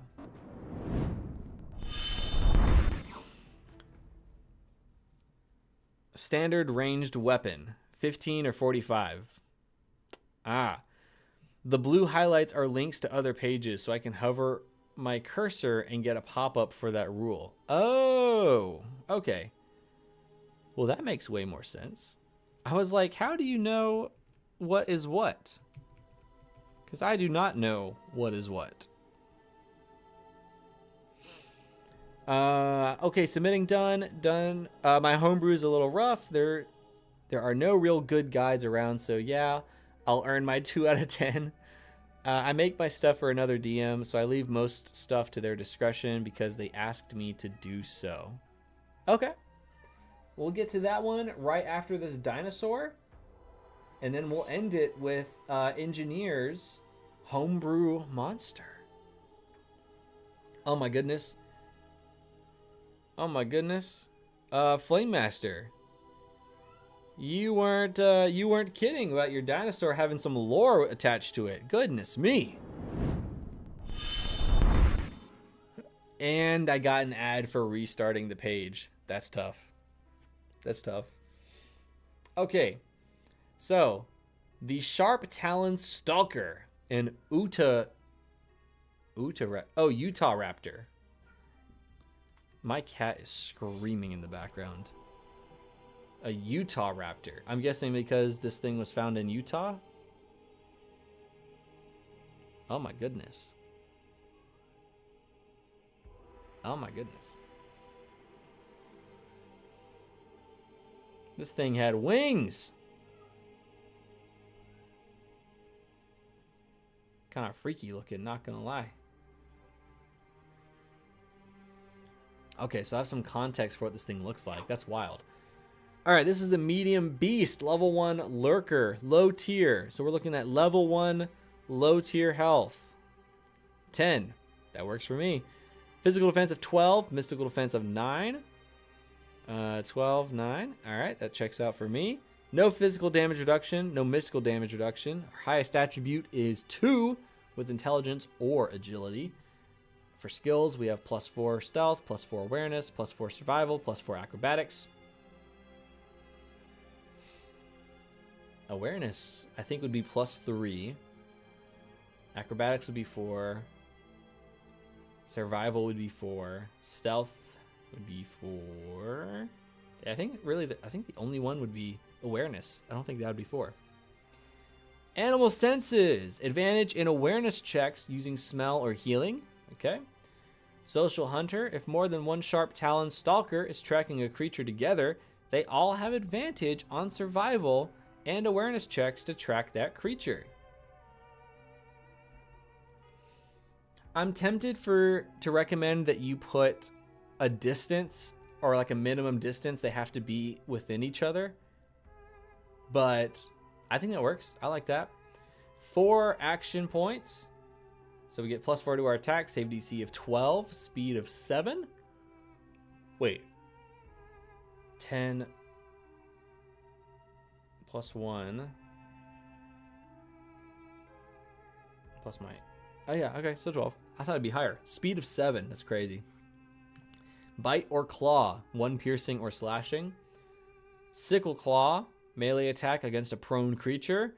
2 piercing, and the target makes a physical save. Failure, it begins bleeding. I like that, that's clean. Attack enhancements, prone. Physical save, failure, knocked prone. And then power, bite or claw attack, deal 1 damage, okay. And then we have a whole bunch of lore. This 2-legged reptilian creature is only known to a few, but to many legends. Only found on the south continent past the abandoned dwarven mountains where they roam in packs of 10 to 50 individuals searching for prey that they can kill. They are sleek creatures with amazing speed and deadly force. Mostly scaled, but have feathers along their backs, arms, and tail. Each have razor-sharp teeth and claws, with their talons giving them their name, being 2 to 3 times larger than their other claws, which they use on prey that are knocked down to give them the finishing blow. That was a hell of a run-on sentence, but it's fun though. Never fight them alone, even if there's only one. The others are nearby, ready to join the fight of survival. Okay, you even got some DCs for things to hide. Materials to harvest on a survival check. You can get 15 feathers, 10 teeth. You can get a sickle claw. Medium scale hide. Okay, I'm guessing those are DCs to be able to get those off of it. That's kind of cool. The local elves were able to tame them through many generations, one of which specialized to live long enough. One of which specialized to live along the coast, gilding form rock outcrop to the next. I think I know what you're trying to say there. I think. Wait, what are you saying, Descrom? The copy buttons make a sentence for pasting in Foundry and doing rolls. Ah! Oh, I'm getting tired. Then we have subspecies. Might and agility attributes are switched. Speed is reduced by 1. Oh my gosh, you give just a whole bunch of new features to give it. That's interesting. Instead of making multiple stat blocks, you're like, here's the stat block, and here's some variations you can do. You know, we just did a stat block converting the 5th edition, 2025 edition Animal Lords to DC20. And they have it built into the stat block of how it can change depending on which version of the Animal Lord you pick. So you might could do something similar with this. I'm going to give this a 4 out of 5. I really like this. This one's fun. I really like the layout of this. I think some of this can be incorporated in the stat block depending how wordy it is and how detail oriented it is, but that's fun. That looks like a lot of fun. I like it. All right. And now we have homebrew. Whoa. This thing is 5 pages long. I didn't know I was signing up for 5 pages. Let's see what engineer says. There's this delivery company in Brazil, and they spent $1 billion on advertising, so their ad plays on literally every time I enter a new stream or restart the page. Also, I should have asked, but I submitted my stuff as PDF because that's what most people ask for. Awful sorry. Oh, you're good. You're good. We might have to breeze through this, but I don't want to completely like skip it because you have a whole freaking PDF.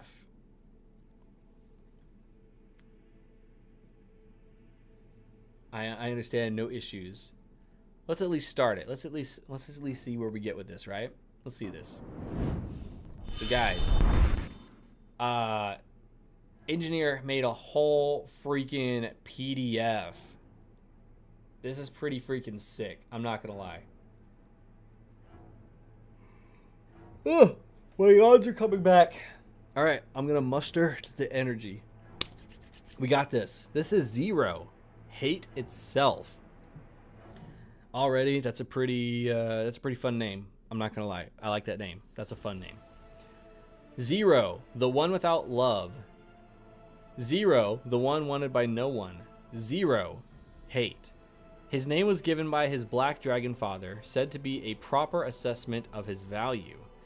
0 was never loved, never cared for, and so when he was 10 years old, he vanished. He grew hateful of himself, of the world, of the beauty of the trees and the elves on his island. He hated them. By the way, I love your use of the Oxford comma, just saying. Why am I not pretty? Why am I not loved? Why can't I be beautiful? He scorched them. His breath, a black flame as dark as his heart, burnt the forests, charred the villages. He spared none he found. He left none escape. He didn't want prisoners or servants. He wanted them dead, deformed, ugly. After years of doing this, the elves found a way to fight back. He was chained by one thing he couldn't tolerate: beauty. A circle of snow-white flowers that would never wither, keeping him at bay inside a cave deep in the island. 4 immaculate marble statues were erected on each of the island's far corners, the sheer stunning perfection enough to work like a spell against 0. But hate doesn't die easily. He grew to hate more, and it spread. Forests now wither. Elves and travelers grow sick with an inner rot. Peaceful animals go wild with rage, and in their dreams, a voice sounds. Hate. I'm not gonna lie, I'm really loving this setup for this PDF. This is kind of dope. Legendary actions can choose to succeed at any intimidation saves. Woo! Attack actions. Hateful Heaven. That's a hell of a name. Hateful Heaven. Wow. 2 contradicting words. That's wild. Zero jumps high into the air with a weapon in hand, falling back down while swinging downwards. 50 plus 3d10 damage if within 50 feet of the landing area. Make a 15 Constitution saving throw or be knocked 10 feet away. No mercy for the dead. Zero swings his blood weapon at a player, deals 15 plus 1d10 plus 10 plus 1d10 piercing damage. Holy crap. Holy crap. All right, so engineer, give me some context. So I get that this was a dragon. This damage is kind of insane. What is this supposed to be? Like, is this supposed to be like the offspring of a dragon? Is this supposed to be kind of like a Tiamat or Bahamut situation where the dragon is kind of like basically like a deity? That's a lot of damage. Then again, it's been a minute since I've played true Dungeons and Dragons, and I forgot that damage is pretty big in there. Help me out. It's meant to be a boss, a dragon, and the DM just said, make it hard. McCloudy says, just a D1 hater. Yeah. He asked me to convert me some D10s and D20s. Golly. Let's keep going, shall we? This is insane. Judgment. Zero roars. Players must make a 15 wisdom saving throw or be frightened for 2 turns. This is followed by a claw attack. Deals 10 plus 1d6 plus 10 plus 1d6 piercing. Is the 10 plus 1d6 plus 10 plus 1d6 supposed to be the case? And if yes, why not have it just be deals 20 plus 2d6? Is there a reason it's 10 plus 1d6 plus 10 plus 1d6? Death by hate. Jeez, that's a cool. Golly. Zero uses his hateful flame breath weapon. This creates a 50-foot cone of black flames. Acts like magical darkness. Must make a 13 dexterity saving throw or be hit. If hit, enters a madness state where all attacks will be directed at the closest entity for 2 turns. Make a 15 wisdom saving throw to exit the madness prematurely. Golly. He asked me to write it that way. It's how he does it. Again, this is basically a commission. So you literally are taking something that someone else has, like they asked you to make it. They basically are asking you to codify it.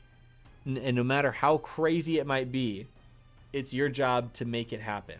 Am I correct in understanding that?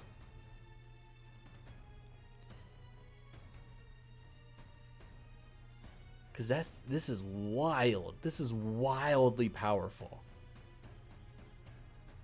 But I mean, it also sounds like this DM is really wanting power. You know what I mean? I'm not saying that the DM is on a power trip, but like he's wanting to show his players this means business. This is like a campaign ending boss. Nah, they just asked, make a dragon boss that's hard. And I said, okay, so this is the result. Golly. Bonus actions. Blood for blood. If an attack hits and causes a bleeding wound, Zero can choose to pull out a blood weapon from it. Golly. We even have a blood weapon pool table. So we have a greatsword, an axe, a mace, a warhammer, a scythe, or a spear. Jeez Louise. Glade over death. Zero can jump in the air and glide. Repositions himself without disadvantage. Airborne period lasts 3 turns, during which he can only be hit by long-range attacks. Guts. Zero can wound himself to pull out a blood weapon, dealing his own damage to him. Deals 10 plus 1d6 plus 10 plus 1d6 piercing. Self-hate martyr. Zero can't die from self-inflicted wounds.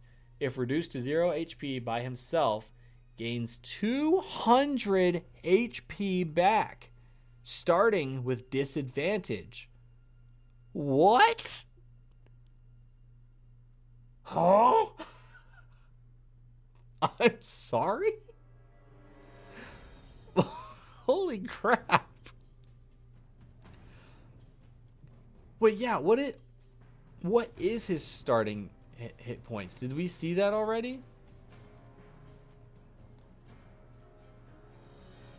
Wait, we have 2 stat blocks in here. We just know that it goes up to 200 health points from this. Or hit points, sorry. Wild. Okay. Someone dead doesn't fear a blade. Zero can't be frightened, intimidated, or swayed away from combat. Okay. But it refused. If reduced to 0 HP, Zero regains 150 HP back, and an advantage on his first attack. The only way to reduce him to 0 HP permanently is to do so as a mercy kill. See below. What the hell? I left the starting stats up to the DM. He asked me to do it this way. Okay. This is, honestly, this is one of the more unique monsters I've ever reviewed. Because there's no starting stat. It's purposely meant to be vague. It's not our usual DC20 stat block. This is Dungeons and Dragons. This is wild. This is wild to go back to. This is fun. I'm not gonna lie. This one's fun.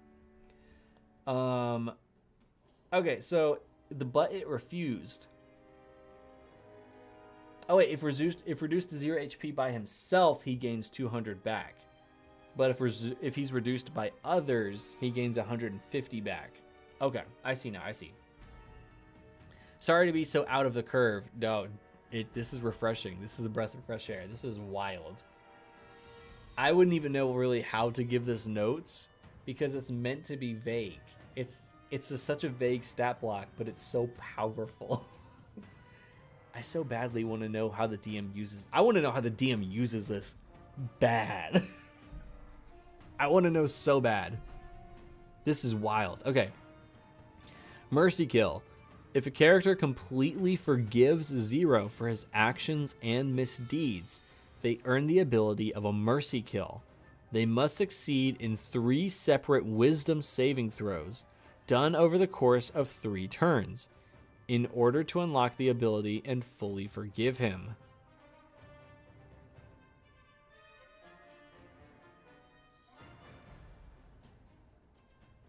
So they must succeed. Okay, so this is a forgiveness mechanic, but it's not something a player can just say, "I forgive you." It's a codified forgiveness. So I would be maybe a little careful with this because it could take away of some of that player agency from the player. But that's interesting, the idea of, hey, the only way to truly kill this creature is for you to choose to forgive it. And then you unlock the ability for the mercy kill. Like, that's bonkers to me. Hi, get banned, bot. I see you in here. Get banned. Boom. So sorry to be out of the curve. Again, you're good. You're good. You're good. Phases. God, there's phases. Hatred. Name during phase. 0, self-hate martyr. Phase HP, above 40% HP. Phase abilities, festering rot.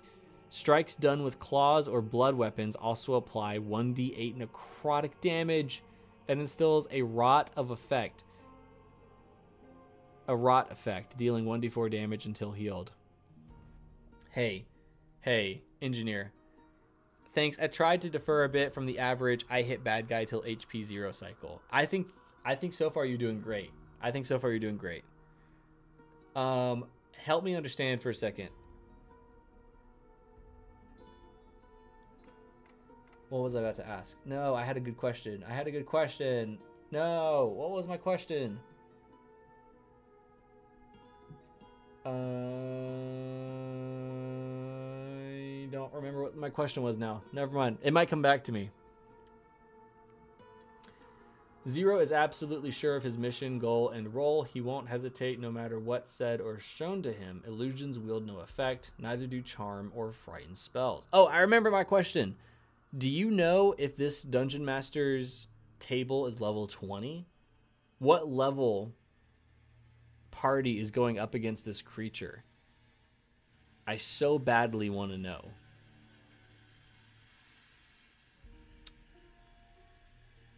Zero can't be affected by radiant damage. Unstable. Zero may break into tears spontaneously. 1 out of 20 chance. A dice is rolled every start of Zero's turn. This skips his turn, but all players must make a 13 wisdom save or be overwhelmed by grief, having all of their attack stats. Holy crap. What? Zero treats this fight as a righteous suicide. The world never wanted him, and he has no problems parting ways with it. However, he can't do it himself. His fight against the party is a desperate attempt at release, but coded in an acidic spite that still wants to cause pain as he goes down. This is a certified hater. That is wild. I mean, he's making his party of 5 fight a teenage copper dragon at level 3. No shot. No shot. Level 3 is going against this? No shot. No shot. Ian, I know you're still in here. Ian. Level 3 character. Level 3 Jameer. Level 3 Crush. Level 3 whichever character you have rolled up goes against Zero, the self-hating martyr. That's crazy, right? That's crazy. Zero feels pain, however. It empowers him. Every wound is a way to make a new weapon. Every attack is a way to express hate. Zero laughs an acidic hissing sound that sounds empty of any joy. Instead, it's laughter of despair. Zero may not want to truly die. He wants the pain to end. Golly. He's got the Moonlight Needle. Zero now grieves for the life he never had, for all the time he spent wasting away in his hatred. He's in great emotional and physical pain. However, he's still resolute about going through with his plan. He sees this fight as a suicide, not a battle. He may speak in a teary voice while urging the players to hurry up. The laughter is gone, only tear. And then we have the resolution phase. Zero sees it clearer than ever. He doesn't want to die. He gains an extra legendary action point due to his newfound will. Jameer would be making jokes as he is fighting. Jameer would die. Oh wait, no, not against Zero. Zero is meant to be a level 15 boss for later. I'm homebrewing in advance. Oh, okay. Level 15. I don't know, even level 15. You have 5 level 15 characters going against this guy? Maybe. Okay, maybe it can be done. That makes a little bit more sense. And then if it's the 2024 5th edition rule set, that makes a little bit more sense to me. Crush has been through an anime arc already. Yeah, sorry about that, bud. Zero never wanted to die, but now he sees it. But he knows he can't abort the fight. He'll comment about the passions he's feeling, the fiery will to fight for himself, and a strange form of self-appreciation buried deep in his soul. His hate is still leaking outward. He shifts from hate from himself to the party. A manic sense of justice takes hold of him as he pins down the guilt of misery on his father and is dead set on winning this battle, finding him and killing him. And then we have Kylo, the Dreamer. I think I'm going to have to save Kylo for a different stream. Because it's already late. And we just went through one hell of a stat block. But this was so much fun. Engineer, I would love to see more of your homebrew. If you ever just feel like sharing it, I would love to see it. I'm really loving these documents as well. Do you just make these in like Google Docs? Do you make the art? Do you commission it? That is awesome. Oh, engineer, thank you for the follow. Thank you so much. That is awesome. Yeah, this was genuinely a lot of fun and kind of inspiring. Yeah, Flame Master, it was really good. There's the story incorporated into the, I don't know, I've never thought of just having a stat block be a general PDF. I've always just thought of stat blocks as a stat block or like a little line of text, but the idea of it being a PDF that you basically, the stat block is almost like an adventure. Like you just run through the pages of the PDF. That's interesting to me. That's a new concept I'm going to be thinking about for a little bit. Like genuinely, like that's, I never thought of it like that. That's an interesting idea. I've never seen this done like this. I make all of it myself. I just get the context from my DM friend, and then they just adjust the base stats according to how long or tough he wants the fight to be. I make all the art myself, yeah. Dude, engineer. Seriously, if you have any more of this, I would love to see it in the Discord. Share your monsters. Or like if you don't want it shared like that, like even if it's a private DM, I would love to see more of your work. This is so fascinating. I have so many questions. I want to pick your brain about some of this. This is genuinely cool. Thank you for bringing this to my attention. This rocked. This was a cool way to wrap the stream up. Guys, what a stream. What a stream, right? We got to look at not only DC20 stat blocks, we got to look at a new concept of a stat block I've personally never seen before. A vague, loose guideline PDF stat block. Multiple pages long, phases, role-playing tips, reasoning for how the monster thinks. Awesome names for each of the features and actions. This is going to keep me up tonight. I need to be going to sleep, but this is going to keep me up tonight. I'm going to be thinking about this in probably ways I can apply this kind of format to my home games, because genuinely, this is so cool. I'm constantly updating the docs. I'll keep you updated. I can DM you the original art as well as maybe come in for an dude. That sounds like fun. Yeah, that sounds like fun. That's awesome. Well, guys, thank you so much for watching and tuning in to our monthly reviewing your homebrew monsters. So our next one isn't going to happen until next month. So you know what that means. Next week, we go back to converting the entire 2025 Dungeons & Dragons Monster Manual to DC20, and our next set of monsters are the animated objects, and we've got quite a few to get through on the next stream. Speaking of on the next stream, it's probably not going to be on Wednesday. I know we might have to break away from the formatting, but I have work. I don't get off till 7. It would have to be a late stream.